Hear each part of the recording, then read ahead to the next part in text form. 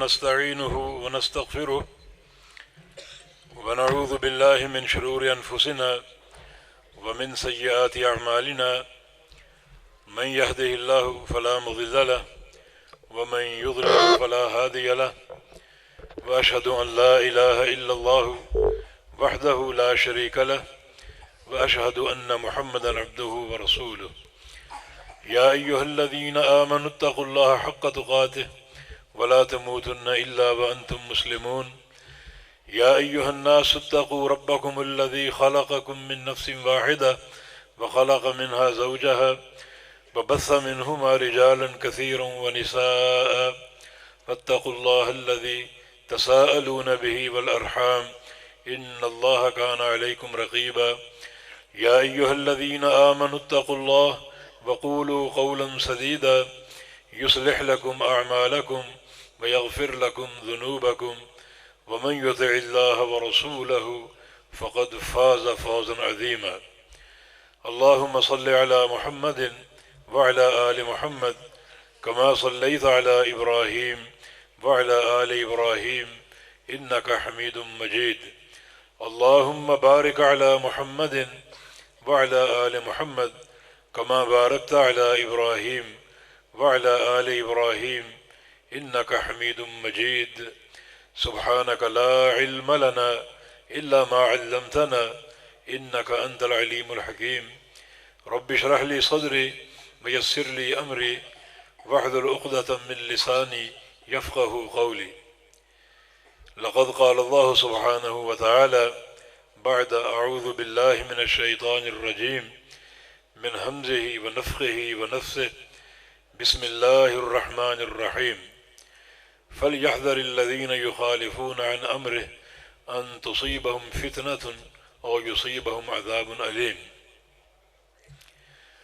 عن عبد الله بن عمرو بن العاص رضي الله تعالى عنهما قال قال رسول الله صلى الله تعالى عليه وسلم ما بعث الله من نبي إلا وكان حقا عليه أن يدل أمته على خير ما يعلمه لهم وينذرهم عن شر ما يعلمه لهم وإن هذه الأمة جعل عافيتها في أولها وإن آخرها سيصيبها بلاء وأمور تنكرونها فمن أراد أن يزحزح عن النار ويدخل الجنة فلتأته منيته وهو يؤمن بالله واليوم الآخر وليأتي إلى الناس بما يحب أن يؤتى إليه أو كما قال صلی اللہ تعالی علیہ وسلم رواہ مسلم۔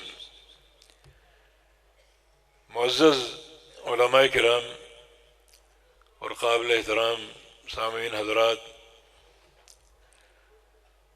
مجھ سے قبل مولانا عبدالحق حقانی حافظہ اللہ تعالی مسلک اہل حدیث کی بڑی سچی اور صحیح ترجمانی کر رہے تھے۔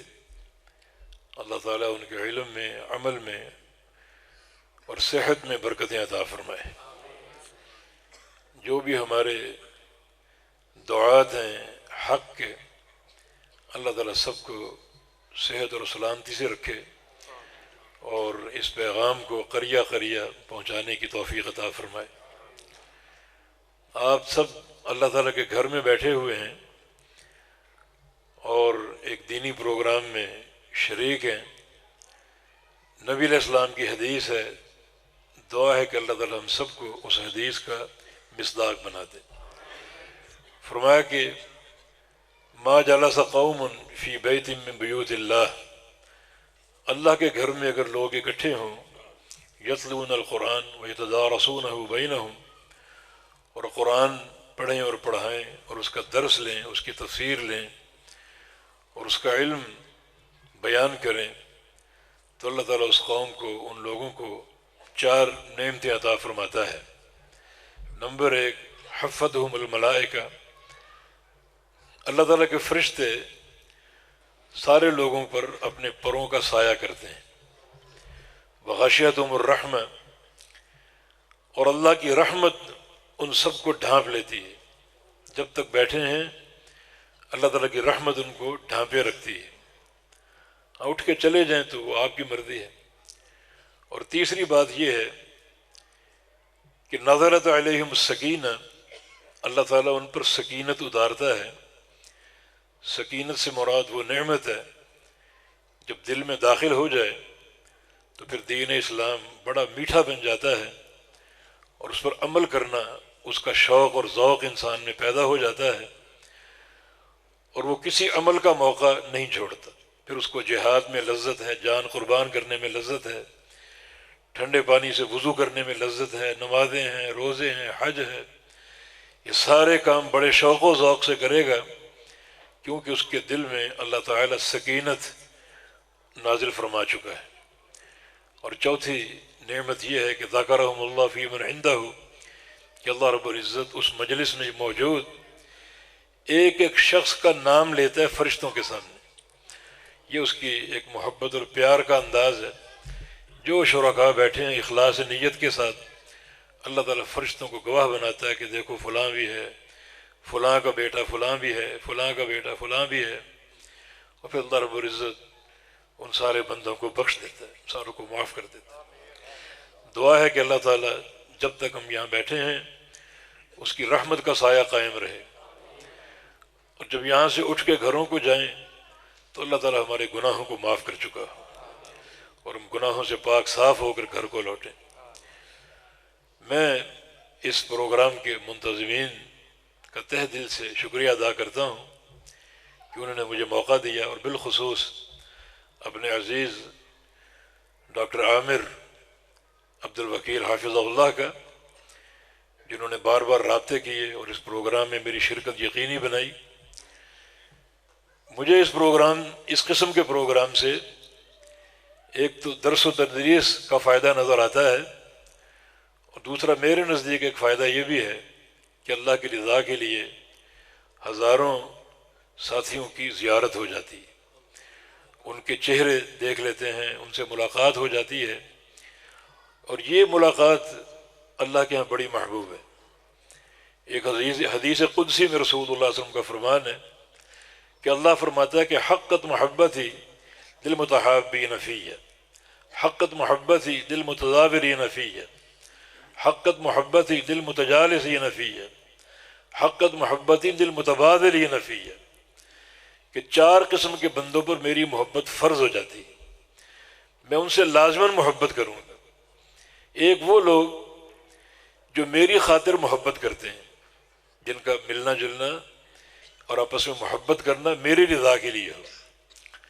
دوسرے وہ لوگ جو میری خاطر ایک دوسرے کی زیارت کرتے ہیں، اور کوئی دنیا کی غرض نہیں، کوئی دنیا کا معاملہ نہیں، صرف اللہ کی رضا کے لیے میں بھی پہنچا اور آپ بھی تشریف لائے۔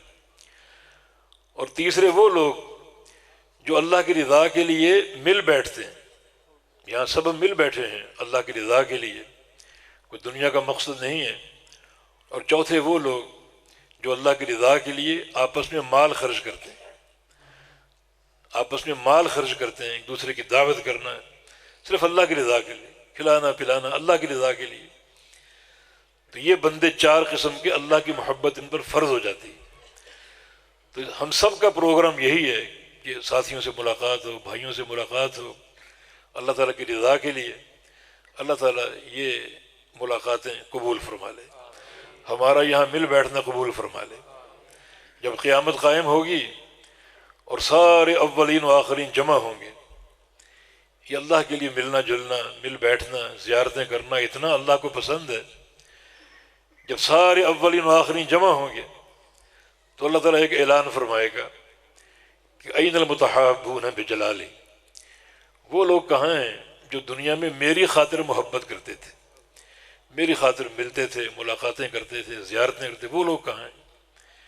وہ لوگ اٹھیں گے تو اللہ ان کے لیے 2 اعزازوں کا اعلان کرے گا۔ نمبر 1، لہم منابر من نور یغبطہم النبیون والصدیقون والشہداء، کہ ان کے لیے نور کے ممبر تیار ہوں گے، نور کے ممبر تیار ہوں گے اللہ تعالیٰ کے قریب، اور اللہ ان کو بٹھائے گا ان ممبروں پر کہ یہ وہ بندے ہیں جو دنیا میں میری خاطر ملتے تھے، جن کی محبتیں میرے لیے تھیں، جن کی قربتیں میرے لیے تھیں، اور جن کا مل بیٹھنا میرے لیے تھا، نور کے ممبروں پر بٹھائے گا۔ یغبطہم النبیون والصدیقون والشہداء، اور انبیاء کرام اور صدیقین اور شہداء انہیں دیکھ کر رشک کریں گے، اتنا قرب ان کو اللہ کا حاصل ہوگا، رشک کریں گے ان پر۔ یہ ایک اعزاز ہے۔ دوسرا اعزاز یہ ہے کہ الیوم اذلہم تحت ظلی یوم لا ظل الا ظلی، آج ان سارے بندوں کو میں اپنے سائے میں لے لوں گا۔ سورج ایک میل کے فاصلے پر موجود ہے اور اس کی تپش لوگوں کو پریشان کر رہی ہے، پسینہ اتنا ہولناک ہے کہ پسینے والے لوگ دعائیں کریں گے کہ یا اللہ ارحنا منہ ولو الی النار، اس پسینے سے چھٹکارا دے دے، خواہ جہنم میں ڈال دے۔ اتنا شدید پسینہ ہوگا، لیکن ان لوگوں کو میں اپنے عرش کا سایہ عطا فرما کر اس تپش سے بچاؤں گا، اس حرارت سے بچاؤں گا، اس پسینے سے بچاؤں گا۔ یہ وہ لوگ ہیں جنہوں نے دنیا میں اللہ کے لیے محبت کی، اللہ کے لیے میل جول رکھا، اور اللہ تعالیٰ کے لیے مل بیٹھے، قربتیں اختیار کیں، ایک دوسرے کی زیارتیں کیں، انہیں یہ شرف اور یہ مقام حاصل ہوگا۔ اللہ تعالیٰ ہمیں بھی ان بندوں کے فہرست میں شامل فرما لے۔ گناہ گار اس قابل تو نہیں ہے، لیکن اس کی رحمت بڑی وسیع ہے۔ اللہ تعالیٰ اپنی رحمت کے جھونکے ہمیں بھی عطا فرما دے، اور ہمیں بھی قیامت کے دن یہ نعمت عظمیٰ اس کے عرش کا سایہ حاصل ہو جائے، ورنہ یوم محشر کی تکلیفیں برداشت نہیں ہوں گی۔ تدنو الشمس حتی تکون علی مسافت میل، سورج قریب آتے آتے ایک میل کے فاصلے پر رک جائے گا، اور میل کے دو معنی، ایک مسافت کا میل، ایک میل جانا، ایک مسافت کا، وہ آپ جانتے ہیں۔ دوسرا لغت عرب میں میل اس سلائی کو بولتے ہیں جس سے آنکھوں میں سرما ڈالا جاتا ہے۔ حدیث کا راوی کہتے ہیں مجھے معلوم نہیں یہاں کون سا میل مراد ہے، مسافت کا یا سرمے والی سلائی کا، کون سا میل مراد ہے؟ اتنی تپش ہوگی۔ آج یہ سورج کروڑہا میل کے فاصلے پر ہے، اور اس کی گرمی ہمیں جھلسا دیتی ہے۔ بچاؤ کے انتظامات موجود ہیں، ٹھنڈے کمرے ہیں، اے سی ہیں، پنکھے ہیں، سائے ہیں، اس دن کوئی سایہ نہ ہوگا، اور سورج بھی قیامت کا ہوگا اور ایک میل کے فاصلے پر ہوگا۔ یقیناً بڑی تپش ہے، اس سے بچنے کی ہماری دعائیں بھی ہیں، ہم سب کی حرص اور خواہش بھی ہے۔ تو یہ ایک راستہ، ایک اصل موجود ہے نبی علیہ السلام کی اس حدیث میں، کہ وہ بندے اس تپش سے بچ جائیں گے، پسینے سے بچا لیے جائیں گے، جنہوں نے دنیا میں اللہ کی رضا کے لیے، اللہ تعالیٰ کی توحید کی خاطر اور اس کے دین کی خاطر آپس میں محبتیں کیں، زیارتیں کیں اور ملاقاتیں کیں۔ تو اب ہم اپنے دل میں یہ بات بٹھا لیں، ہمارا یہاں پہنچنا اللہ کے دین کے لیے ہے، ایک دوسرے کو دیکھنا اور ان کی زیارت کرنا اللہ کی رضا کے لیے ہے۔ یا اللہ اس کو حجت کے طور پر پیش کرتے ہیں، آج کی اس مجلس کو قبول کر کے ہمیں قیامت کے روز اپنے عرش کا سایہ عطا فرما دے۔ ایک حدیث ابھی آپ نے سنی، یہ صحیح مسلم کی حدیث ہے، اور اس کے راوی عبداللہ بن عمرو بن عاص رضی اللہ عنہما ہیں۔ یہ عبداللہ بھی صحابی تھے، اور ان کے والد عمرو بن عاص بھی صحابی تھے۔ ان کی زندگی کے بارے میں ایک علمی لطیفہ ہے، اور وہ یہ ہے کہ دونوں باپ بیٹوں میں 12 سال کا فرق تھا۔ ان باپ بیٹے سے 12 سال بڑا تھا، 12 سال۔ اس کا معنی یہ کہ عمرو بن عاص کی شادی 11 سال کی عمر میں ہوئی ہوگی، اگلے سال عبداللہ پیدا ہوئے، تو اس طرح 12 سال کا فرق تھا ان دونوں کی عمر میں۔ اور یہ ایک نادر لطیفہ، علمی لطیفہ جو ان دونوں صحابہ میں پایا جاتا ہے۔ اور دونوں بڑے متقی، یہ عبداللہ بڑے زاہد اور بڑے عابد تھے، اور رات کو قیام کرتے بڑا طویل، دن کو روزے رکھتے، حتیٰ کہ ان کی شادی ہو گئی۔ تو ان کے والد نے پوچھا کہ میرا بیٹا کیسا ہے؟ کو آج کی عورت ہوتی تو شکوہ کرتی، چیخو پکار شروع کر دیتی، لیکن اپنے شوہر کی شکایت لگائی بڑے بہترین جملوں میں، کہا کہ آپ کا بیٹا بہت نیک ہے، دن بھر روزہ رکھتا ہے اور رات کو شب بیداری قیام اللیل کرتا ہے۔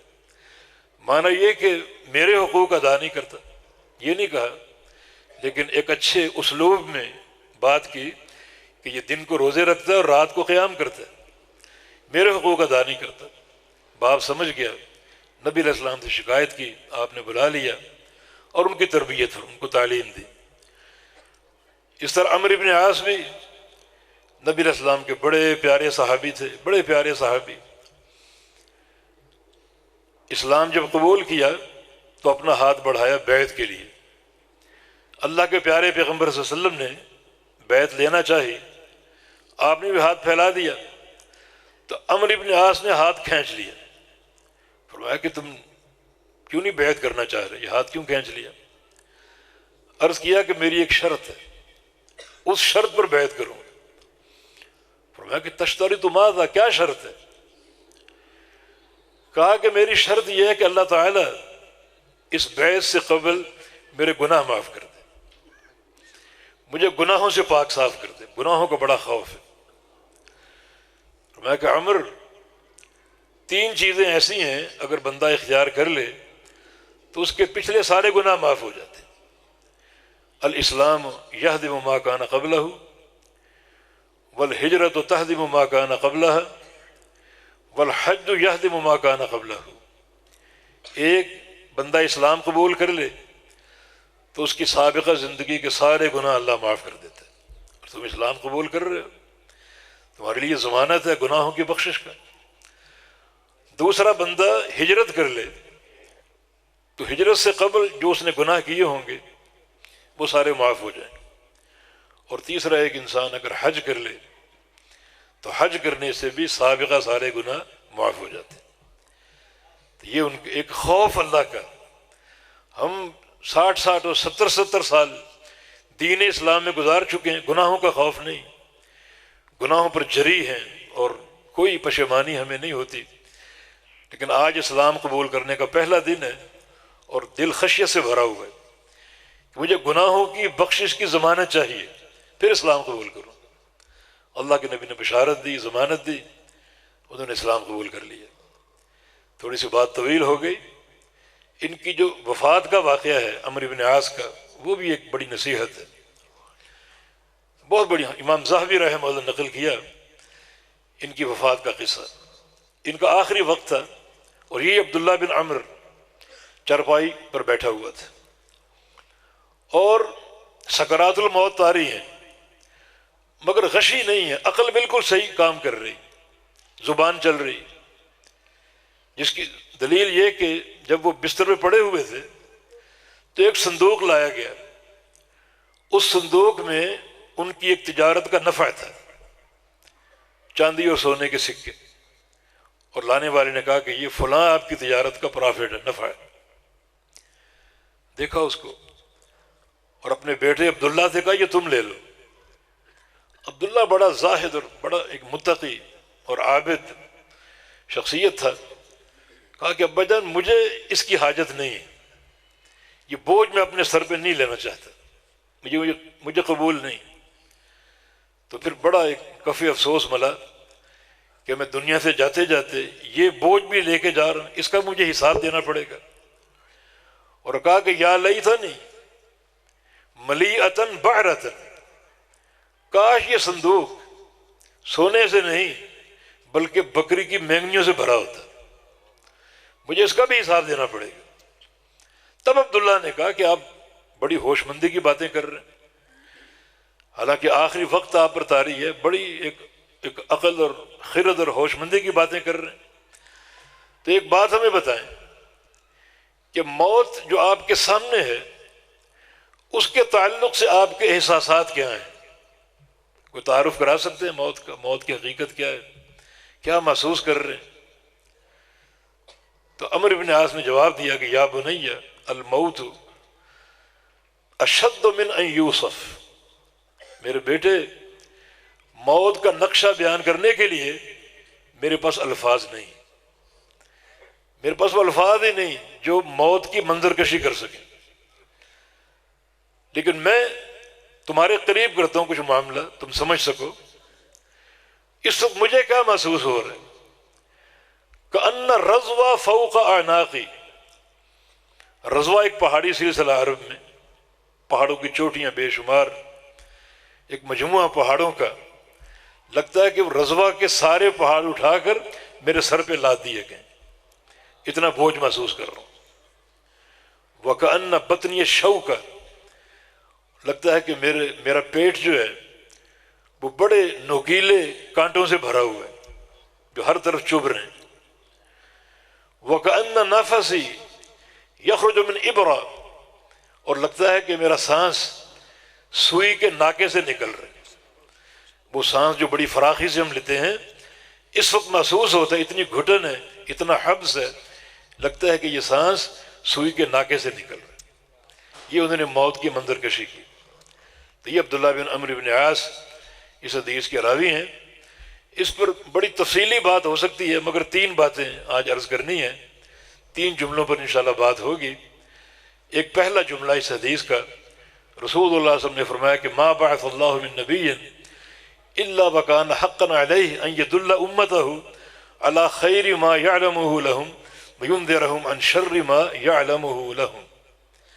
اللہ رب العزت نے جس نبی کو بھیجا، جس نبی کو مبعوث فرمایا، اسے ایک ڈیوٹی دی کہ آپ نے اپنی امت کو، اپنی قوم کو خیر کا ہر راستہ بتانا ہے، یعنی جنت کا پورا پروگرام دینا ہے۔ یہ آپ کی ڈیوٹی ہے، کوئی چیز چھپانی نہیں ہے، خیر کا ہر راستہ بتانا ہے، اور جو شر کے راستے ہیں، جہنم کے راستے ہیں، ان سے ڈرانا ہے۔ جو آپ کو علم دیا جائے خیر کے تعلق سے، جنت کے پروگرام کے تعلق سے، وہ اپنی امت کو بتانا ہے سارا کا سارا۔ اور جو ڈر اور خوف کی باتیں ہیں، جہنم کے عذاب کا ڈر، اس سے بھی قوم کو آگاہ کرنا ہے، یہ ہر نبی کی ڈیوٹی ہے۔ یہ حدیث ایک اہم عقیدہ بیان کر رہی ہے۔ اس سے کیا واضح ہو رہا ہے؟ ظاہر سی بات ہے، ہر خیر و شر کو بیان کرنا اور ہر خیر و شر کے راستے کی وضاحت کرنا کس کی ڈیوٹی ہے، کس کی ذمہ داری؟ انبیاء کرام کی۔ انبیاء کرام کی ہے نا یہ حدیث، بالکل واضح ہے۔ اس میں کوئی اشارہ میں نہیں ذکر کر رہا یا کوئی اقتضاء النص نہیں ہے، بالکل صریح نص ہے۔ اللہ تعالیٰ نے ہر نبی کی ڈیوٹی لگائی کہ اپنی قوم کو جنت کا پورا پروگرام پیش کرنا ہے اور جہنم کے عذاب سے پوری طرح ڈرانا ہے۔ جو میری وحی اترے جنت کے تعلق سے اور جہنم کے تعلق سے، وہ قوم پر واضح کرنی ہے، قوم کو اس سے آگاہ کرنا ہے۔ اب بات بالکل صاف ہے، اگر جنت چاہیے تو کس کے بیان پر اکتفا کرنا پڑے گا؟ نبیوں کے، کیونکہ نبیوں نے جنت کا راستہ بتانا ہے۔ اگر جنت کی طلب میں مخلص ہو تو اپنے آپ کو وقف کر دو اس تعلیم کے لیے جو انبیاء نے دی۔ اب وہ تعلیم کم اور زیادہ ہو سکتی۔ دیکھیں مکی زندگی رسول اللہ صلی اللہ علیہ وسلم کی، اس میں 13 سال میں صرف 3 چیزوں کی تعلیم تھی بس، یعنی پورا دین اسلام 3 عقائد پر مشتمل تھا۔ ایک قولوا لا الہ الا اللہ، اللہ تعالیٰ کی توحید۔ دوسرا محمد مصطفیٰ علیہ السلام کی رسالت، اس کو قبول کرو، آپ کو نبی مانو۔ اور تیسرا عقیدہ آخرت۔ آگے بات بڑھ ہی نہیں سکی۔ ہم مکی دور کے آخر میں نماز آئی، لیکن پورا یہ 13 سال کا دورانیہ ان 3 عقائد کی دعوت پر مشتمل تھا۔ تو اس اہل مکہ کے لیے پورا دین یہی تھا۔ آپ کی ڈیوٹی ہے کہ یہ تینوں باتیں بتائیں۔ جس نے قبول کر لی مکی زندگی میں، اس کا انتقال ہو گیا، وہ 3 عقیدوں پر جنت کا مستحق ہے، کیونکہ بات آگے بڑھی نہیں۔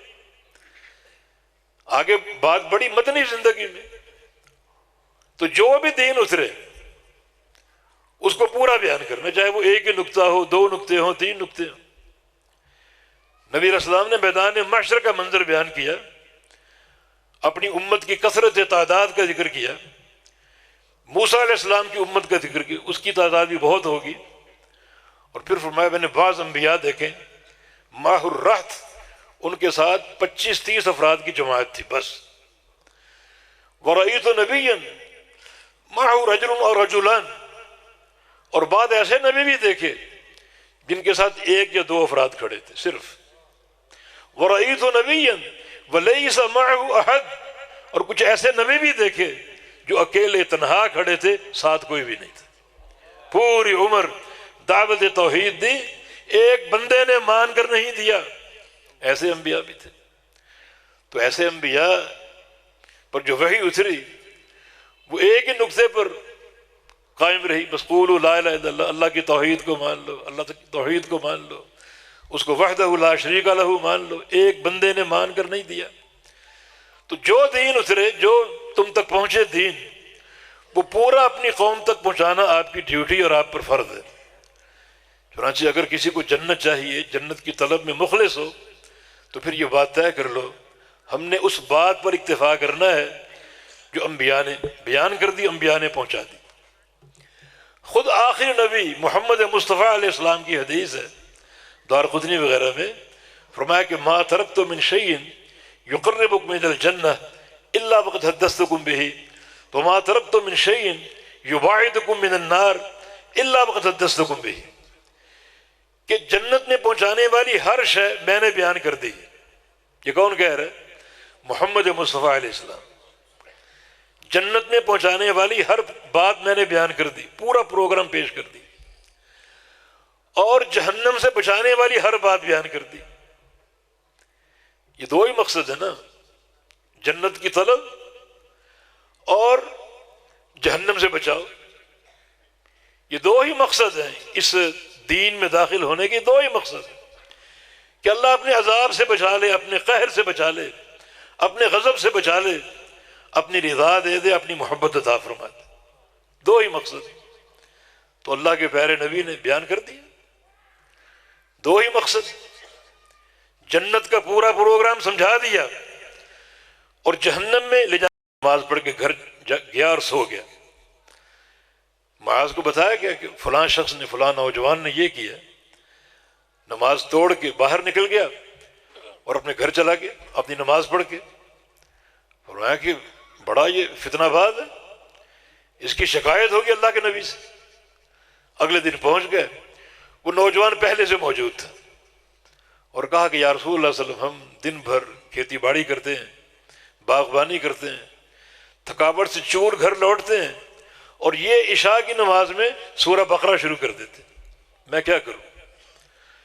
نبی علیہ السلام غضبناک ہو گئے، افتان انت یا معاذ، معاذ تم فتنہ باز ہو، تم سورہ والشمس والضحیٰ کیوں نہیں پڑھتے، واللیل کیوں نہیں پڑھتے، والضحیٰ کیوں نہیں پڑھتے، یہ صورتیں پڑھا کرو۔ آپ نے تعلیم دی۔ تو نوجوان ذرا پریشان بھی تھا کہ میں نے رات نماز توڑ دی، جماعت سے نکل گیا، اسے ملال بھی تھا، اس پر وہ پشیمانی کی کیفیت بھی اپنائے بیٹھا تھا۔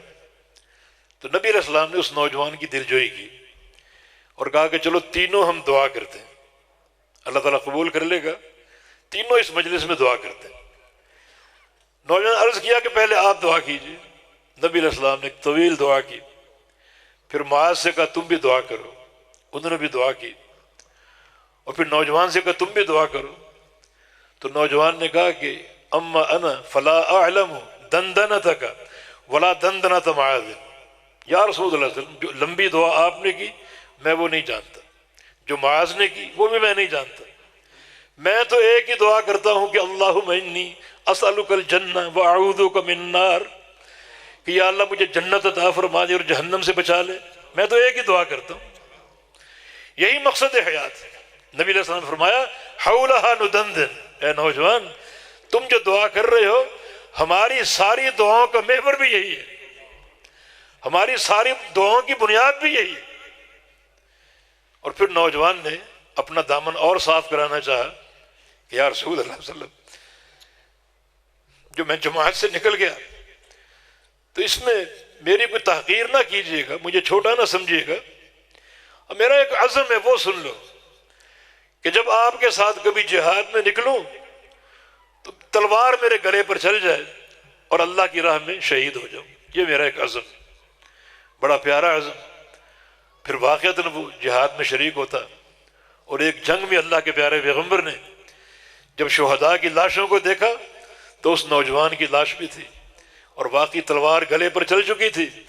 فرمایا کہ کان صادقا فصدقہ اللہ، سچا تھا اللہ نے اس کی صداقت کا بھرم رکھ لیا، اس کی صداقت کو قائم کر دیا، سکہ قائم کر دیا۔ تو اس قصے کا مقصد یہ ہے کہ یہی محور ہے نا، جہنم سے بچاؤ اور جنت کا داخلہ۔ اللہ کے نبی نے بھی فرمایا کہ ہمارے بھی تمام تر دعاؤں کا محور یہی ہے، جتنی بھی کتب حدیث میں دعائیں ہیں ان کا محور یہ دو ہی چیزیں ہیں کہ یا اللہ جہنم سے بچا لے اور جنت کا داخلہ عطا فرما دے۔ ہماری یہ چمڑیاں جہنم کی آگ برداشت نہیں کر سکتی، یہی محور، اور وہ علاج موجود ہے۔ اللہ کے نبی فرما رہے ہیں کہ جنت میں پہنچانے کا پورا پروگرام میں نے دے دیا اور جہنم سے بچاؤ کا پورا پروگرام میں نے پیش کر دیا۔ اب کیا چاہتے ہو تم؟ جنت چاہیے، جہنم سے بچاؤ چاہیے، تو نبی علیہ السلام کے اس فرمان کے مطابق اس حدیث پر اکتفا کرنا پڑے گا، بالکل نہ ایک قدم آگے نہ ایک قدم پیچھے۔ اور اگر کہو کہ ہمیں جنت نہیں چاہیے، ہمیں اپنی فرقہ بندیاں عزیز ہیں، اپنے مذہب اور اپنے مسلک عزیز ہیں، تو پھر اذا لم تستحی فاصنع ما شئت، یہ بات تو یعنی شرم و حیا سے خالی ہے۔ اگر شرم نہیں تو جو چاہو کرو، جب حیا کا لباس اتار دیا تو جو چاہو کرتے پھرو۔ لیکن اگر مخلص ہو جنت کی طلب میں اور جہنم سے پناہ میں، تو اس حدیث کو سامنے رکھتے ہوئے اللہ کے پیارے پیغمبر کی تعلیمات پر، آپ کے فرامین پر، قال قال رسول اللہ پر اکتفا کرنا پڑے گا۔ یہ اس حدیث کا یہ پہلا جملہ اور سب سے بڑا مظہر اللہ کے پیارے پیغمبر کی سیرت طیبہ کا۔ ربیع الاول کا مہینہ بڑے زور و شور سے آپ کی شان بیان ہوتی ہے، آپ کا مقام بیان ہوتا ہے۔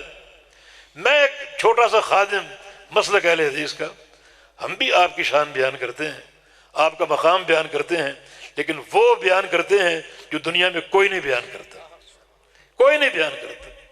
ہمارے نزدیک پیغمبر علیہ السلام کی شان کا محور آپ کی کالی زلفیں نہیں ہیں، یا آپ کے چمکدار دانت نہیں ہیں، یا آپ کے ہونٹ یا رخسار نہیں ہیں۔ آپ کا حسن ناقابل مثال ہے، لیکن اصل آپ کی شان کیا ہے؟ دیکھیں، اگر پوری دنیا جمع ہو جائے اور اللہ کے نبی کی شان بیان کرے، اس میں انسان بھی ہوں، جن بھی ہوں، اس میں شعراء ہوں، انشاء پرداز ہوں، بڑے بڑے ادیب ہوں، بڑے بڑے فصیح اللسان ہوں، بڑے بڑے بلیغ اللسان ہوں، سارے جمع ہو کر اللہ کے پیارے پیغمبر کی شان بیان کریں، کوئی نظم میں کوئی نثر میں، تو کیا سب مل کر ویسی شان بیان کر سکیں گے جیسی اللہ بیان کرے گا؟ آپ کی شان بیان کرنے میں کوئی دنیا کا کوئی شخص یا پوری دنیا اللہ کا مقابلہ کر سکتی؟ یا اللہ تیرے نزدیک تیرے حبیب کی شان کیا ہے؟ پورے قرآن میں نبی علیہ السلام کی ولادت کا ذکر نہیں ہے، نہ آپ کے ہونٹوں کا، نہ رخساروں کا، نہ آپ کی چال کا، نہ آپ کی زلفوں کا۔ ہاں، آپ کی شان کا یہ نقطہ ہے، بے شمار آیتیں، من یطع الرسول فقد اطاع اللہ۔ آؤ مقابلے میں لاؤ، اس شان میں کوئی آپ کا مقابل ہو، کوئی آپ کا ثانی ہو کہ دنیا والوں کال کھول کے سن لو، جو اس زمین کے تختے پر رسول کی اور صرف رسول کی اطاعت کرے گا اس نے اللہ کی اطاعت کی۔ اللہ تعالیٰ تک پہنچانے والا اللہ کا رسول ہے، تمہیں اللہ تعالیٰ سے جوڑنے والا، اللہ تعالیٰ سے ملانے والا اللہ کا رسول ہے، اور کوئی نہیں۔ کوئی اس شان کا مقابلہ ہے؟ یہ شان میرے رب نے بیان کی، جو رسول کی اطاعت کرے گا اس نے اللہ کی اطاعت کی، رسول کی اطاعت نہیں کی پوری دنیا کا دامن تھام لو، اللہ کی اطاعت تک رسائی نہیں ہو سکتی، اللہ تعالیٰ سے نہیں جڑ سکتے، نہیں مل سکتے۔ اس سے جڑنا ضروری ہے نا، من یعتصم باللہ فقد ہدی الی صراط مستقیم، اللہ کو پکڑ لینا ضروری ہے نا۔ یہ پکڑنا کیسے ممکن ہے؟ اس کے لیے راستہ کیا ہے، وسیلہ کیا ہے؟ وہ محمد الرسول اللہ صلی اللہ علیہ وسلم، جو ان کی اطاعت کرے گا وہ اللہ سے جڑ جائے گا، اس نے اللہ کو پکڑ لیا، تھام لیا۔ اور جو رسول کی اطاعت نہیں کرے گا پھر کس کی کرے گا؟ جس کی مرضی کرے، ہمیں اس سے کوئی جو ہے وہ سروکار نہیں، وہ اللہ کی اطاعت تک نہیں پہنچ سکے گا، اللہ تعالیٰ سے نہیں جڑ سکے گا۔ یہ ٹکڑا حدیث کا پہلا ٹکڑا اللہ کے پیارے حبیب کی سیرت طیبہ کا ایک مظہر اتم ہے کہ جنت کے طالبین جو ہیں اس وقت تک جنت کو نہیں پا سکیں گے جب تک اللہ کے حبیب کی تعلیم پر اکتفا نہیں کریں گے۔ قرآن و حدیث آپ نے دیا، جب تک قرآن و حدیث پر اکتفا نہیں کریں گے، ایک ہاتھ میں قرآن ہو، دوسرے ہاتھ میں رسول اللہ صلی اللہ علیہ وسلم کا فرمان ہو، انہی دو چیزوں سے عقیدہ لے، انہی دو چیزوں سے عمل لے، ہر چیز ان دو چیزوں سے ماخوذ ہو، وہ اللہ تک پہنچے گا۔ اور یہ پیارے پیغمبر کی شان ہے کہ اللہ سے ملانے والی چیز جو ہے وہ اللہ کے حبیب کی اطاعت، نبی علیہ السلام کی فرما برداری۔ اس کے علاوہ جس کا دامن چاہو تھام۔ میں تھوڑا سا جملہ ایک اور کہہ جاتا ہوں، اس کو شاید آپ مبالغہ سمجھیں۔ ایک طرف پیچھے پوری دنیا کھڑی ہو، آپ کو پکار رہی ہو کسی مسئلے کے لیے، اور سامنے نبی علیہ السلام اس مسئلے میں آپ کو پکار رہے ہوں، تو اللہ کے نبی کی بات کو ایک لمحہ کے لیے جو ہے وہ ٹھکرا کر، یہ ایک لمحہ کے لیے کان بند کر کے پیچھے کو جھانکنا بھی میرے نزدیک کفر ہے، جھانکنا بھی کفر ہے، کیونکہ نبی علیہ السلام کی اطاعت متعین ہے۔ اور یہ دعوت اہل حدیث بحمدللہ احادیث کا ذخیرہ موجود ہے، اور تعلیمات کی، عقائد کی، احکام کی ایک قوی اساس ہمارے پاس، اس کو قبول کرنے میں کیا رکاوٹ ہے؟ علامہ ابن قیم رحمہ اللہ کچھ لوگوں کو سمجھا رہے تھے، وہ لوگ ائمہ کی تقلید پر زور دے رہے تھے، اور ابن قیم رحمہ اللہ نبی علیہ السلام کی اطاعت پر ان کو آمادہ کر رہے تھے، نہیں مان رہے تھے۔ انہوں نے ایک سوال کیا کہ چلو اگر رسول اللہ صلی اللہ علیہ وسلم اس وقت تشریف لے آئیں اور آپ کے سامنے حدیث بیان کریں تو مانو گے یا نہیں مانو گے؟ کہتا کیوں نہیں مانیں گے، اللہ کے نبی سامنے موجود ہے، آپ کا فرمان کیوں نہیں مانیں گے؟ تو پھر آپ نے فرمایا اے ظالم، پھر کیا فرق ہے؟ اللہ کے نبی حدیث بیان کر چکے، وہ آپ کے سامنے ان کی زندگی میں پہنچے یا ان کی وفات کے بعد پہنچے، ان دونوں میں کیا فرق ہے؟ فرمان تو محمد رسول اللہ صلی اللہ علیہ وسلم کا۔ تو یہ ٹکڑا، پہلا ٹکڑا ہمارے مسلک کی اور وہ جو اللہ کے پیارے پیغمبر کی شان ہے اس کی ترجمانی، کہ آپ اطاعت کے جو ہیں وہ مستحق ہیں، آپ کی اطاعت کرنا فرض ہے کیونکہ آپ رسول اللہ ہیں۔ بلکہ میں کہتا ہوں پوری شان اسی نقطے کے تابع ہے، اسی نقطے، رات بھر کھڑے رہو، اللہ کے نبی کی شان بیان کرو، جو بھی کتاب و سنت سے بیان کرو گے سب حق ہے، مگر یہ ساری شان اس لیے ہے کہ آپ رسول اللہ ہیں۔ اللہ کے نبی زمین میں ان کی حمد ہوتی ہے، کیوں؟ کیونکہ آپ اللہ کے رسول ہیں۔ آسمانوں میں آپ کی حمد ہوتی ہے، کیوں؟ کیونکہ آپ اللہ کے رسول ہیں۔ انا سید ولد آدم، آپ کا فرمان پوری اولاد آدم کا سردار ہوں، کیوں؟ آپ اللہ کے رسول ہیں۔ قیامت کے دن سب سے پہلے شافع آپ ہوں گے، کیوں؟ کیونکہ آپ اللہ کے رسول ہیں۔ سب سے پہلے مشفع آپ ہوں گے، جن کی شفاعت قبول کی جائے گی، کیوں؟ کیونکہ آپ اللہ کے رسول ہیں۔ جنت کا دروازہ سب سے پہلے آپ کھٹکھٹائیں گے، کیوں؟ کیونکہ آپ اللہ کے رسول ہیں۔ جنت میں سب سے پہلے آپ جائیں گے، کیوں؟ کیونکہ آپ اللہ کے رسول ہیں۔ قیامت کے دن صاحب مقام محمود آپ ہیں، کیوں؟ کیونکہ آپ اللہ کے رسول ہیں۔ لواء الحمد آپ کے ہاتھ میں ہوگا، کیوں؟ کیونکہ آپ اللہ کے رسول ہیں۔ امام الانبیاء آپ ہوں گے، سارے نبی آپ کے جھنڈے کے نیچے ہوں گے، کیوں؟ کیونکہ آپ اللہ کے رسول ہیں۔ رسول مان لیا سب کچھ مان لیا، رسول نہیں مانا کچھ بھی نہیں مانا۔ رسول ماننے کا ایک ہی تقاضا ہے اور وہ آپ کی اطاعت ہے۔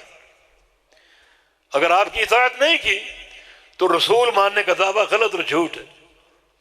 رسول اللہ ماننے کا تقاضا ایک ہی ہے کہ آپ کی اطاعت کی جائے، آپ پر اللہ کی وحی اتری، وانزل اللہ علیہ الکتاب والحکمہ، قرآن و حدیث آپ پر اترے، ان کو تھاما جائے، ان کو مانا جائے، ان کی اطاعت کی جائے، تب آپ نے رسالت کے مقام کو سمجھا اور مانا۔ رسول اللہ مان لیا، ساری شان مان لی، رسول اللہ نہیں مانا کچھ بھی نہیں مانا۔ رسول اللہ ماننے کا تقاضا اور علامت اور دلیل کیا ہے؟ آپ کی اطاعت اور آپ کی فرما برداری۔ رسول آپ کو مانے، پیروی کسی اور کی کرے، یہ تضاد ہے، جھوٹ ہے اور قابل قبول نہیں ہے۔ اسوہ حسنہ محمد مصطفیٰ علیہ السلام ہے اور کوئی انسان نہیں، کوئی مائی کا لال نہیں۔ تو اس پہلے جملے کے تقاضوں کو سمجھو۔ ہمارے نزدیک جو ایک آپ کا مقام اور شان ہے، یہ ٹکڑا اس کی زبردست دلیل اور سب سے اونچا مقام آپ کا کہ آپ کی اطاعت اللہ کی اطاعت ہے، بلکہ ایک مقام پر آپ کی محبت کو، آپ کی اتباع کو اللہ کی محبت قرار دیا گیا، یعنی اللہ تعالیٰ کی محبت سے دنیا کو جوڑنا ایک ہی شخصیت کا کام ہے اور وہ محمد الرسول اللہ صلی اللہ علیہ وسلم۔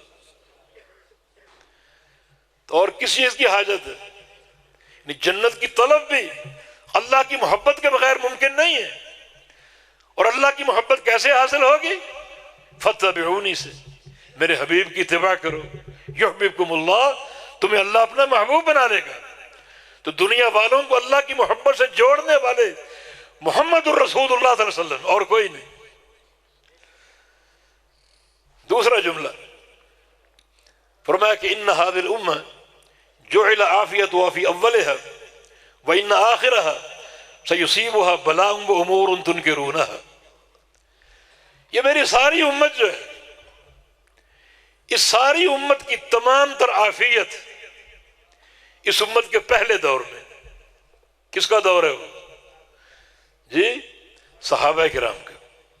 وہ دور صحابہ کا پہلا دور کس کا دور ہے؟ صحابہ کرام کا دور۔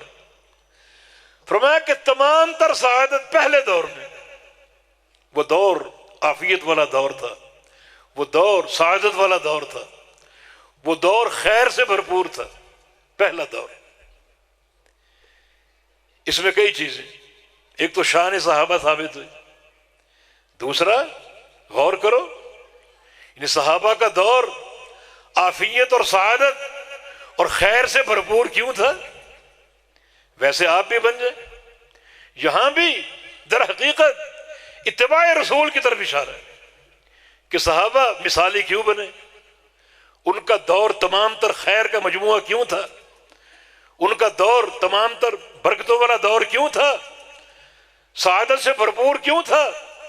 اس لیے کہ انہوں نے حبیب مصطفیٰ علیہ السلام کی اطاعت کی تھی۔ اس اطاعت کی برکت سے اللہ تعالیٰ نے اس دور کو مثالی قرار دیا اور صحابہ کے ایمان کو مثالی قرار دیا۔ فَإِنْ آمَنُوا بِمِثْلِ مَا آمَنْتُمْ بِهِ فَقَدْ اهْتَدَوْا۔ تم تب ہدایت یافتہ بنو گے جب تمہارا ایمان صحابہ کا ایمان جیسا ہو۔ اور ان کا ایمان کیا تھا؟ اللہ کے نبی کی اطاعت، اللہ کے نبی کی اتباع، ہر چیز میں اتباع، یعنی اطاعت کے نقشے پر ایسے وہ قائم تھے کہ وہاں نافرمانے کا کوئی تصور نہیں تھا۔ نماز کے معاملے، حج کے معاملے، روزے کے معاملے، زکوٰۃ کے معاملے، عقیدے کے معاملے، یہ تو ٹھوس چیزیں ہیں، ان میں تو اطاعت تھی ہی تھی۔ ایک مثال آپ کو دیتا ہوں، جنگ خیبر کے موقع پر آپ نے خیبر کا جھنڈا امیر المومنین علی بن ابی طالب رضی اللہ عنہ کو دیا کہ جھنڈا تم لے لو، اور آپ نے فرمایا تھا کہ لأعطین غدا الرایا رجلا یحب اللہ ورسولہ ویحبہ اللہ ورسولہ، اور یفتح اللہ علی یدہ، کہ اللہ ان کے ہاتھ پر فتح دے گا خیبر کی۔ جھنڈا دے دیا، جب صبح دے کر روانہ کیا تو کچھ تعلیمات دی اور کہا کہ علی انفذ الی رسلک، سیدھے جاؤ، دائیں بائیں جھانکنا نہیں، پیچھے مڑ کر نہیں دیکھنا، سیدھے جاؤ، حتی تنزل بساحتہم، حتیٰ کہ تم یہود کے صحن میں جا کے اترو، خیبر میں سیدھے جاؤ، نہ رکنا ہے، نہ ٹھہرنا ہے، نہ دائیں بائیں جھانکنا ہے۔ علی چل پڑے، جھنڈا لے لیا۔ اب ایک اطاعت کا امتحان آ گیا، ایک سوال کرنا تھا نبی علیہ السلام سے، بڑا اہم سوال، جنگ کے تعلق سے، جہاد کے تعلق سے، وہ سوال ضروری تھا۔ اب سوال کرنے کے لیے کم از کم پیچھے مڑنا پڑتا یا واپس جا کر پوچھتے، جو ادب کا تقاضا تھا، پیچھے گھومنا پڑتا، لیکن اللہ کے نبی فرما چکے انفذ برسلک، سیدھے جانا ہے۔ اب کیا کروں؟ یہ اطاعت کا امتحان. سوال بھی ضروری ہے، اور سوال کرنے کے لیے ٹھہرنا پڑتا، پیچھے جھانکنا پڑتا، مڑ کے دیکھنا پڑتا. لیکن کیا قربان جائے اطاعت کا عالم، چلتے گئے، نہ رکے، نہ پیچھے کو مڑ کے دیکھا، نہ دائیں بائیں جھانکے، بلکہ چلتے چلتے بلند آواز سے پکارا، یا رسول اللہ الا ما اقاتل، یا رسول اللہ صلی اللہ علیہ وسلم کب تک جہاد کرنا ہے، یہود سے جنگ کب تک کرنا ہے؟ بڑا اہم سوال تھا. آپ نے بھی اسی بلند آواز سے جواب دیا کہ قاتلہم حتی یکون الدین للہ، اس وقت تک قتال کرنا ہے جب تک یہ دین اللہ کا نہ بن جائے اور توحید قائم نہ ہو جائے. اطاعت. ابو ذر غفاری کے ساتھ آپ مدینہ منورہ میں ایک مقام پر تشریف لے گئے، رات کا وقت تھا. آپ نے ایک دائرہ کھینچا اور کہا کہ ابو ذر یہاں کھڑے ہو جاؤ، اللہ رسلک حتی آتیہ، جب تک میں واپس نہیں لوٹوں یہاں کھڑے رہو، ہلنا نہیں، یہاں سے باہر نہیں آنا، کھڑے رہنا. اللہ کے نبی چلے گئے. تھوڑی دیر بعد ایک دھماکہ ہوا بڑا خوفناک. ابو ذر پریشان ہو گئے کہ نبی علیہ السلام کو کوئی اذیت لاحق ہو گئی ہے، کوئی حادثہ پیش آ گیا، کوئی صدمے کی بات ہے. فوراً بھاگ کے جانا چاہا کہ اپنے نبی کو دیکھوں، اپنے محبوب کو دیکھوں. لیکن پھر یاد آیا کہ اللہ کے پیغمبر تو یہ فرما گئے یہاں سے ہلنا نہیں. اب دیکھیں، ایک طرف محبت کا امتحان ہے، ایک طرف اطاعت کا امتحان. مقدم اطاعت کو کرنا، محبت بھی یہی ہے. کھڑے رہے بڑے بے قراری سے، بڑی وہ ایک اصراری شکل تھی اور بڑی بے قراری تھی. کھڑے رہے حتیٰ کہ پیغمبر علیہ السلام تشریف لے. اور ابو ذر غفاری بڑے پریشان. پوچھا ابو ذر کیا پریشانی؟ عرض کیا میں نے ایک دھماکہ سنا تھا اور میں نے سوچا کہ آپ پر کوئی حملہ نہ ہو گیا ہو اور کوئی آپ کو اذیت نہ پہنچی ہو. میں آپ کو آ کر بچانا چاہ رہا تھا. پھر آپ کی بقا بھی ظاہر ہوگی، ان کے علماء بھی ظاہر ہوں گے، بالکل کھلم کھلا. ورنہ اکثر جو فتنے ہیں، جو فرقے ہیں، ان ابو ذر وہ دھماکہ جبریل امین کے نزول کا تھا. جبریل ایک وحی لے کر آئے تھے اور بڑی اہم وحی، وہ عام وحی نہیں تھی، بڑی اہم وحی تھی. اس وحی کو دینے سے قبل ایک دھماکہ ہوا تاکہ اس کی اہمیت جاگزیں ہو جائے، اس کی اہمیت واضح ہو جائے. عرض کیا وہ کیا وحی تھی؟ اس وحی کا ترجمہ یہ ہے کہ اللہ تعالیٰ نے فرمایا اپنی امت کو بتا دو کہ جو تمہاری امت توحید پر قائم رہے اور کبھی شرک نہ کیا ہو، میں نے ان لوگوں پر جہنم کی آگ کو حرام کر دی. وہ 100% جنتی. یہاں بھی اطاعت کا امتحان. صحابہ کیسے کیسے امور میں کیا ان کی عرق ریزی تھی، کیسی وہ اطاعت کرتے تھے. جب پردے کی آیتیں اتری، رات کا وقت ہے، عشاء کی نماز میں، انصار صحابہ اور مہاجرین صحابہ نماز کے لائے ہوئے تھے. پردے کا حکم آ گیا، اپنی عورتوں کو پردہ کراؤ. یدنین علیہن من جلابیبہن، اوڑھنیاں اوڑھ لو، ایسے ہی اوڑھو کہ سر سے ان کو لٹکاؤ اور پاؤں تک چھپا لو. اب وہ ان کے شوہر یا ان کے باپ اپنے گھروں کو لوٹے، بیٹیوں کو جمع کیا، بیویوں کو جمع کیا اور کہا کہ اللہ نے آج یہ وحی اتاری پردے کی، پردہ فرض ہو گیا. انصار عورتیں پریشان ہو گئی. اب ہم کیا کریں؟ انصار عورتیں ساری کی ساری فجر کی نماز اللہ کے پیغمبر کے پیچھے پڑتی تھی. اب گھر میں تو اوڑھنیاں نہیں ہیں، ایسے عبائے نہیں ہیں جن کو اوڑھ کر اپنے آپ کو ڈھانک کر ہم مسجد میں جا سکیں. اللہ اکبر. انصار عورتیں رات بھر سوئے نہیں، جو کپڑا ملا اس کو اٹھا اٹھا کر چادر سی تیری بناتی رہی. کوئی تکیہ لے لیا، کوئی لحاف کا وہ کپڑا پھاڑ لیا، کوئی چادر تھی اوڑھنے والی وہ لے لی، ٹکڑے پھاڑ پھاڑ کے رات بھر سلائی کرتی رہی. حتیٰ کہ جب فجر کی اذان ہوئی، ساری عورتیں چادروں میں ملبوس مسجد نبوی کی طرف جا رہی، کوئی بے پرد نہیں تھی. یہ اللہ کے پیغمبر کے فرمان کی تنفیذ، اللہ تعالیٰ کے آرڈر کی تنفیذ. یہ صحابہ کا مثالی ایمان. تبھی تو رضی اللہ عنہم ورضوا عنہ، اللہ ان سے راضی، وہ اللہ سے راضی. تبھی تو آسمان سے ندائیں آ رہی ہیں، ابو بکر فی الجنہ، عمر فی الجنہ، عثمان فی الجنہ، علی فی الجنہ، ابو عبیدہ فی الجنہ، سعد فی الجنہ. ندائیں آ رہی ہیں. جنت تقسیم ہو رہی. سعد بن معاذ رضی اللہ عنہ، کیا ان کی اطاعت تھی، کیا ان کا ایمان تھا، کیا ان کا جذبہ تھا. 4 سال پیغمبر علیہ السلام کی رفاقت میں رہے، صحبت میں رہے. اور جب انتقال ہوا تو اللہ کے پیغمبر نے کیا فرمایا؟ هذا العبد الصالح تحرك له العرش وشهد له 70,000 من الملائکہ. اس اللہ کے نیک بندے کی وفات پر اللہ کا عرش ہل گیا. اللہ نے 70,000 فرشتوں کو حکم دیا کہ جاؤ اور جا کر سعد کا جنازہ پڑھ کر.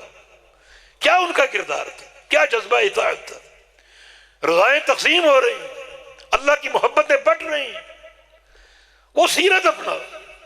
سعد بن معاذ کی والدہ بیٹے کی جدائی پر رو رہی تھی، آنسو رک نہیں رہی تھی.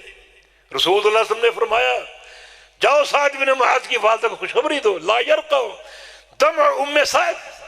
سعد کی ماں کے آنسو رک نہیں رہے، آنکھیں خشک نہیں ہو رہی، مسلسل روئے جا رہی. جا کر اس کی والدہ کو بشارت دو کہ ان ابنک اول من یضحک اللہ الیہ یوم القیامہ. جب قیامت کے دن میدان محشر میں سارے اولین و آخرین جمع ہوں گے، تیرا بیٹا وہ پہلا انسان ہوگا جس کو دیکھ کے اللہ تعالیٰ ہنسے گا.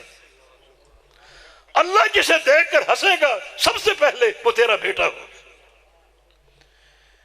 کیا ان کی سیرت اور کیا ان کا کردار تھا.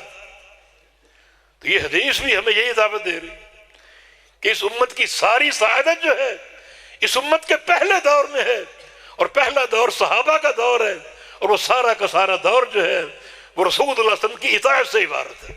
کوئی اس وقت امام نہیں تھا، کوئی پیر و مرشد نہیں تھا، کوئی وڈیرا نہیں تھا، کوئی سائیں اور کوئی چودھری نہیں تھا. خالص اللہ اور اس کے رسول کی اطاعت تھی. اور اللہ نے اس دور کو ایک مثالی دور بنا کر پیش کیا. خیر الناس قرنی ثم الذین یلونہم ثم الذین یلونہم ثم الذین یلونہم، کہ سب سے بہترین دور میرا، پھر میرے صحابہ کا، پھر تابعین کا اور اتباع تابعین. صحابہ کے دور کو مثالی دور قرار دیا. تو اس قسم کی احادیث بھی منہج حق کو پہچاننے کی بنیاد ہے. اس قسم کی حدیث پر غور کیجیے. ایک حدیث میں آپ کو دیتا ہوں، اس حدیث کو سامنے رکھ کر اس جماعت کو تلاش کریں. اس حدیث کو سامنے رکھ کر نبی علیہ السلام کی حدیث ہے کہ قیامت ہے ایک جماعت، لا تقوم الساعة ان لا تزال طائفة من امتی علی امر اللہ ظاہرین لا یضرهم من خالفهم حتی یأتی امر اللہ. اور کما قال، یہ حدیث تقریباً متواتر ہے، بے شمار اسانید کے ساتھ، مختلف متن کے الفاظ ہیں. میری امت کا ایک گروہ ہمیشہ اللہ کے امر پر قائم رہے گا، ہمیشہ ظاہرین اور کھلم کھلا، چھپا ہوا نہیں.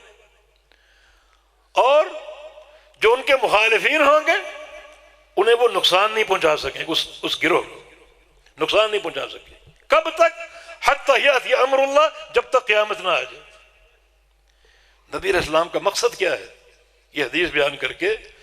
کہ لوگوں اگر قرآن و حدیث کے دلائل تم قبول کرنے کو تیار نہیں ہو، اس طرح تمہاری آنکھوں میں پردہ پڑا ہوا ہے، تو اس جماعت ہی کو ڈھونڈو، جا کر اس جماعت ہی کو تلاش کرو کہ وہ کون جماعت ہو سکتی. اب 3 اعلان تھے. علی امر اللہ، وہ جماعت اللہ کے امر پر قائم ہوگی. اب آپ بتاؤ اللہ کا امر کیا ہے؟ کیا کسی امام کا قول اللہ کا امر ہے؟ کیا کسی پیر و مرشد کی تعلیم اللہ کا امر ہے؟ کیا کسی انسان کے ملفوظات اللہ کا امر ہے؟ اللہ کا امر 2 چیزیں ہیں، قرآن اور حدیث. اب وہ طائفہ کون ہے؟ وہ اللہ کے امر پر قائم ہے. تلاش کرو وہ طائفہ کون ہے، ڈھونڈو، کھلی اور پھٹی نگاہوں سے ڈھونڈو. وہ ایک ہی جماعت آپ کو ملے گی، اور وہ جماعت اہل حدیث ہے جو اللہ کے امر پر قائم. باقی ساری جماعتیں کسی کے سامنے کوئی امام ہے، کسی کے سامنے کوئی پیر ہے، کسی کے سامنے قوم برادری ہے، باپ دادا ہے، اللہ کے امر پر اہل الحدیث قائم. اور دوسرا ظاہرین، وہ ظاہر کھلم کھلا ہوں گے، چھپے ہوئے نہیں. ان کی فقہ بھی ظاہر ہوگی، ان کے علماء بھی ظاہر ہوں گے، بالکل کھلم کھلا. ورنہ اکثر جو فتنے ہیں، جو فرقے ہیں، ان میں باطنیت کا رنگ ہے، لوگ اپنے فقہی اقوال کو چھپاتے پھرتے، وہ اتنی شرمناک باتیں ہوتی ہیں، وہ نہیں چاہتے کہ دنیا ان کو پڑھے، چھپاتے پھرتے، پردے ڈالتے۔ لیکن ظاہرین، یہ جماعت جو ہوگی ظاہر ہوگی، چھپی ہوئی نہیں ہوگی، اپنی باتوں کو چھپائے گی نہیں، اپنے عقیدے کو چھپائے گی نہیں، ہر چیز عیاں ہوگی۔ ان کی سند بھی عیاں ہے، ان کے مشائخ بھی عیاں ہیں، اور سند چلتے چلتے چلتے چلتے اللہ کے پیغمبر تک پہنچتی، کھلم کھلا، بالکل ظاہر۔ یہ کون جماعت؟ اور تیسرا لا یضرهم من خالفهم، جو ان کے مخالفین ہوں گے ان کو نقصان نہیں پہنچا سکیں گے۔ نقصان کس چیز کا؟ قتل و غارت گری کر سکتے ہیں، مسجدوں پر قبضے کر سکتے ہیں، حملے کر سکتے ہیں، زخمی کر سکتے ہیں، لیکن ان کی حجت کو، ان کی دلیل کو کمزور نہیں کر سکیں گے۔ سب سے مضبوط حجت کتاب و سنت کی، امام شافعی کا قول ہے من طلب الحدیث فقد قویت حجتہ، جو حدیث کا طالب ہوتا ہے اس کی دلیل سب سے مضبوط اور مستحکم ہوتی ہے۔ تو یہ حدیث پڑھو اور جاؤ چراغ لے کے ڈھونڈو وہ جماعت کون ہو سکتی۔ یہ تین نشانیاں کس جماعت پر فٹ آ سکتی؟ یہ اللہ تعالیٰ کی وہ نشانی ہے جو آپ کو حق کا سفر اختیار کرنے پر ابھارتی۔ اب سمجھ لو، یہ سمجھ لو، ورنہ کتاب و سنت اللہ اور اس کے رسول کی اطاعت میں صریح ہے بالکل۔ یہ حدیث، اس میں کوئی پردہ ہے؟ صحیح مسلم کی حدیث جو پیش ہو رہی، کوئی پردہ نہیں، صریح بالکل۔ وہ صحیح بخاری کی ایک حدیث آپ نے وہ کبھی سنی ہوگی، مجھ سے بھی، یہ قبیلہ بنو تمیم کے بارے میں، یہ بھی ایک نشانی ہے اللہ تعالیٰ کی۔ اس نشانی کے بعد وضاحت کی اور کوئی صورت نہیں ہمارے پاس۔ ابو ہریرہ کی حدیث فرماتے ہیں کہ بنو تمیم قبیلے کے تعلق سے میرے دل میں ایک بغض تھا، مجھے بنو تمیم قبیلہ پسند نہیں تھا، حتیٰ کہ میں نے نبی علیہ السلام کی 3 حدیثیں سنی بنو تمیم کے بارے میں، مجھے اس قبیلے سے محبت ہوگی۔ پہلی حدیث، نبی علیہ السلام گھر گئے، ایک لونڈی کو دیکھا، عائشہ سے پوچھے لونڈی کون ہے؟ انہوں نے تعارف کرایا کہ یہ بنو تمیم قبیلے سے ہے، بنو تمیم قبیلے سے۔ ہمیں کہا آتقی ہے، اس کو آزاد کر دو، فَإِنَّهَا مِن وَلَدِ اسماعیل، کیونکہ یہ لونڈی اسماعیل علیہ السلام کے خاندان سے اور ان کی اولاد سے ہے۔ اچھا، تمیمی اسماعیل علیہ السلام کی اولاد ہے؟ تو میرے دل سے جو ایک بغض تھا وہ دور ہو گیا۔ ایک بار نبی علیہ السلام مسجد تشریف لائے فجر کے لیے، ایک طرف مال کا ڈھیر لگا ہوا ہے، بڑا آپ نے استغنا سے پوچھا یہ مال کہاں سے آیا؟ چلتے چلتے صحابہ نے بتایا کہ رات کو بنو تمیم قبیلے کا صدقہ یہاں پہنچا، ان کا صدقہ یہاں پہنچا۔ تو آپ نے چلتے چلتے خوشی کا اظہار کیا اور فرمایا کہ ہذہ صدقات قومی، یہ صدقہ تو میری اپنی قوم کا صدقہ ہے۔ ابو ہریرہ اور خوش ہو گئے، متعجب ہوئے کہ بنو تمیم اسماعیل علیہ السلام کی اولاد میں سے اور اللہ کے پیغمبر کی قوم ہے، محبت اور بڑھ گئی۔ اور تیسرا ایک موقع پر دجال کا ذکر ہو رہا تھا، تو رسول اللہ صلی اللہ علیہ وسلم نے فرمایا بنو تمیم جو ہیں ہم اشد امتی علی الدجال، دجال کا مقابلہ سب سے سختی اور شدت کے ساتھ جو قوم کرے گی وہ بنو تمیم ہوں، بنو تمیم ہوں۔ ابو ہریرہ فرماتے ہیں اور میرے دل میں اس قبیلے کی محبت آ کے بنو تمیم کی کہ دجال کے مقابلے میں سب سے سخت ہو۔ ہم صحیح بخاری پڑھا رہے تھے اپنے طلبہ کو، اچانک دل میں یہ بات آئی کہ پھر بنو تمیم جب اسماعیل علیہ السلام کی اولاد میں سے، مانا اس وقت سے چلے آ رہے ہیں، اللہ کے پیغمبر کے دور میں بھی تھے تمیمی صحابی، بہت سے نام آتے ہیں اور قیامت تک رہیں گے کیونکہ دجال کا مقابلہ کریں گے، اس وقت بھی تھے، دور نبوی میں بھی تھے، آج بھی ہیں، یقین اور قیامت تک رہیں گے۔ تو اگر آج ہیں تو کہاں ہیں؟ ان کو دیکھا جائے، ان کا منہج اور ان کا عقیدہ معلوم کیا جائے۔ یہ سعودی عرب میں بہت سے علاقوں میں تمیمی دوست آباد ہیں۔ میں ایک شوق سے بعض علاقوں میں گیا، تمیمی بنو تمیم کے لوگوں سے ملا، اچھی طرح غور سے ان کی نمازیں دیکھی، ان کا عقیدہ دیکھا، ان کا عمل دیکھا، اور میری خوشی کی انتہا نہ رہی۔ سارے کے سارے بنو تمیم اہل حدیث ہیں، سارے اہل حدیث۔ کون سی نشانی چاہیے؟ ایک مسلک کے حق آشکارا کرنے کے لیے کون سی نشانی چاہیے؟ تو یہ ٹکڑا بھی حقیقت میں اسی منہج کی نشاندہی کرتا ہے کہ میری امت کا جو سب سے ایک ذری دور، تمام تر خیر پر مشتمل دور، وہ صحابہ کا دور۔ تو وہ دور سب سے بہتر کیوں ہوا؟ کس منہج پر ہوا؟ وہ اللہ کے نبی کی اتباع کرنے والے، کتاب و سنت کو تھامنے والے، یہ ان کا میزہ تھا اور یہی ان کا تمیز تھا، یہی ان کی شناخت تھی، جس کی بنا پر ان کا دور مثالی دور قرار پائے۔ اور جو باقی دور ہوں گے، فرمایا کہ وَإِنَّ آخِرَهَا سَيُصِيبُهَا بَلَاءٌ وَأُمُورٌ تُنْكِرُونَهَا، جو بعد کے دور ہوں گے ان میں بڑی آزمائشیں ہوں گی، بڑے بڑے فتنے ہوں گے، تم ان کا انکار کرو۔ میرے صحابہ، اگر تم جا کر وہ فتنے دیکھو، اگر کسی کو اللہ تعالیٰ زندہ کر کے اٹھا لے اور وہ دور دیکھے، اس دور کے مسائل دیکھے، اس دور کے امور دیکھے، تم ان کا یقیناً انکار کرو گے کہ یہ کون سا دین ہے۔ فتنے وبا ہوں گے، نئی نئی باتیں سامنے آئیں گی، اور لوگوں کے عقیدے، لوگوں کے ایمان خطرے میں پڑ جائیں گے، ان کے دلوں میں اللہ تعالیٰ سیاہی کو پھیلا دے گا ان فتنوں کی بنا پر۔ تو پھر یہ حدیث جو دو یہ ٹکڑے ہیں، ایک صحابہ کا دور مثالی دور ہے اور بعد کے ادوار فتنوں سے بھرپور ہوں گے۔ تو اس مثالی دور کی مثال اپنے اندر قائم کریں اللہ کے حبیب کی اتباع کی صورت میں، اور جو فتنوں کے دور آئیں گے فتنوں سے اپنے آپ کو بچاؤ، فتنوں سے بچاؤ۔ یہ ایک نصیحت اپنے آپ کو کر رہا ہوں اور آپ سب کو کر رہا ہوں کہ فتنوں سے بچاؤ کے لیے آپ کے پاس ایک ہی ہتھیار ہے، اور وہ ہے حدیث کا علم اور حدیث کے علماء۔ علم کے ساتھ جڑ جاؤ اور علماء کے ساتھ منسلک ہو جاؤ۔ حسن بصری رحمہ اللہ علماء تابعین میں سے، ان کا ایک تاریخی قول ہے، الفتنة اذا اقبلت عرفها كل عالم واذا ادبرت عرفها كل جاہل۔ جب فتنہ آتا ہے تو اس کو عالم پہچان لیتا ہے، جو عالم ربانی ہوتا ہے وہ فتنے کو پہچان لیتا ہے کہ یہ فتنہ ہے، جاہل نہیں پہچانتا، کیونکہ فتنہ جو ہوتا ہے نا وہ شیطان کی طرف سے مزین ہو کر آتا ہے۔ شیطان یہ نہیں کہتا کہ فلاں عمل نہ کرو، فلاں کام نہ کرو، نماز نہ پڑھو، روزے نہ رکھو، نہیں، وہ ان اعمال کو پیش کرے گا اپنے اضافوں کے ساتھ، اپنی زینتوں کے ساتھ۔ لَأُزَيِّنَنَّ لَهُمْ، تیرا راستہ اپنی سجاوٹوں سے، ملمہ سازی سے سجا کر پیش کروں۔ اب جاہل اس ملمہ سازی کو پہچان نہیں پاتے، علماء جاننے کہ ملمہ سازی قرآن کے خلاف ہے، حدیث کے خلاف، فتنوں کو پہچان جائیں گے۔ تو اگر بچاؤ چاہیے تو علماء کی رفاقت قبول کیجیے، علماء کی معیت اور ان کی صحبت میں بیٹھیے تاکہ فتنوں سے بچ سکیں۔ یہ دور فتنوں سے بھرپور دور ہے، اور کیوں نہ ہو، اللہ کے پیارے پیغمبر نے بڑی نشاندہیاں کی، تورد الفتن القلوب کعرض الحصیر عودا عودا، کہ فتنے دلوں پر حملہ آور ہوں گے اتنے زیادہ جیسے چٹائی کے تنکے ہوتے ہیں۔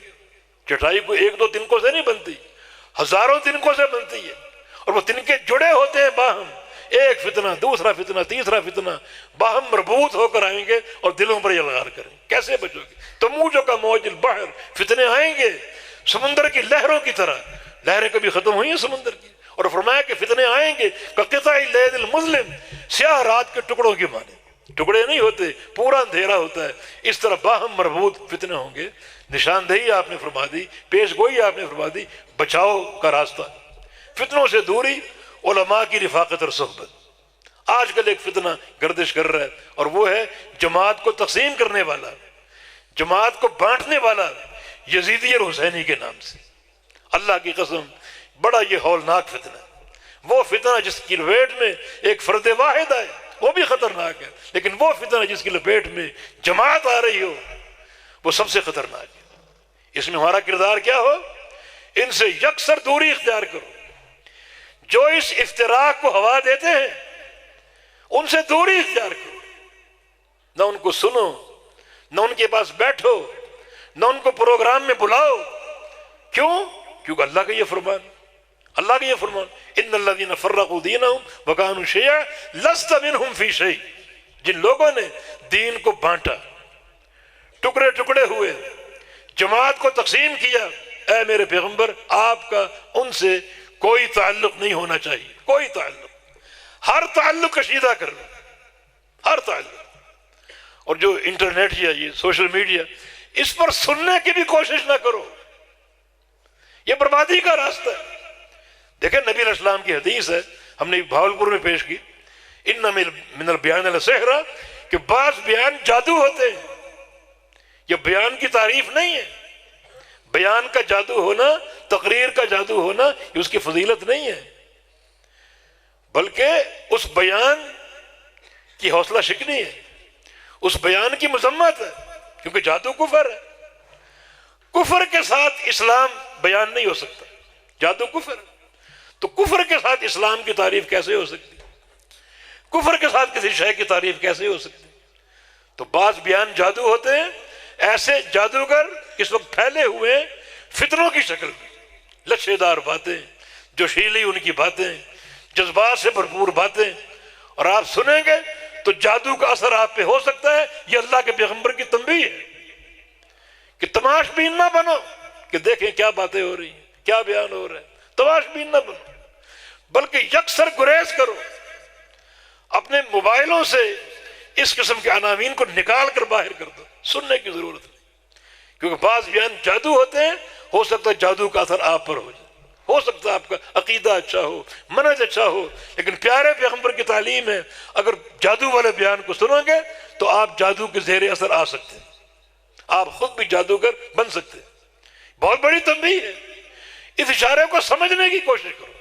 اللہ کے پیارے پیغمبر نے یا اہل بدعت کو یا افتراق کی دعوت دینے والوں کو ایک بری مثال سے یاد کیا، اور مثال کیا ہے؟ بھاولے کتے کی۔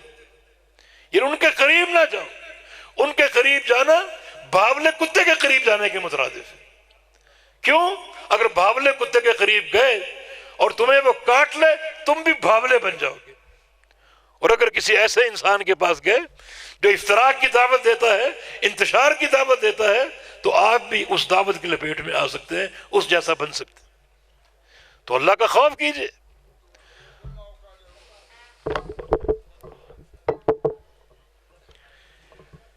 میرے خیال اشارہ آ گیا، بس کر دیں، بات کو سمیٹ لیتے ہیں۔ یہ حدیث صحیح مسلم کی ہے، اور حذیفہ بن یمان رضی اللہ عنہ کی روایت سے کہ رسول اللہ صلی اللہ علیہ وسلم نے فرمایا تعرض الفتن والقلوب کعرض الحصیر عودا عودا، کہ فتنے دلوں پہ یہ الغار کریں گے، یہ سب سے خطرناک فتنے ہیں۔ جو فتنہ دل پر حملہ آور ہو سب سے خطرناک، جسم پر ہو وہ قابل برداشت ہے، انسان اندھا ہو جائے، بہرا ہو جائے، گونگا ہو جائے، ہاتھ کٹ جائے، ٹانگ کٹ جائے، وہ قابل برداشت ہے، لیکن جس فتنے کی الغار دل پر ہو وہ خطرناک ہے۔ فرمایا کہ چٹائی کے تنکوں کے مانند فتنے دلوں پر الغار کریں گے۔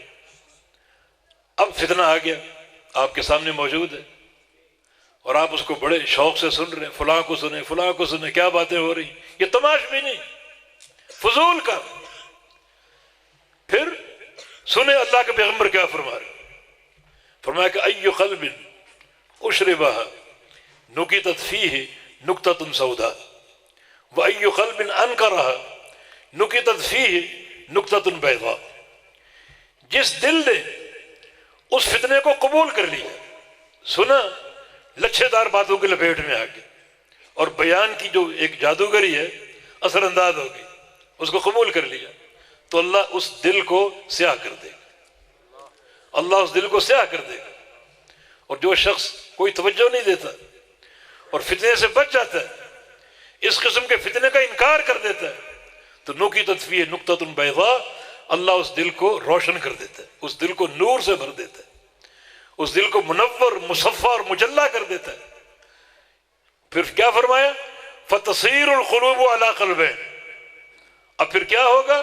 لوگوں کے دل دو قسموں میں تقسیم ہو جائیں، قلب ابیض و قلب اسود، سفید دل اور سیاہ دل، جو فتنے میں کوئی دخل اندازی نہ کرے، کوئی توجہ نہ دے، کوئی حوصلہ افزائی نہ کرے، یہ انکار ہے، اس کا دل سفید روشن، وہ کامیاب شخص ہے، اللہ کے ہاں کامیاب ہے وہ۔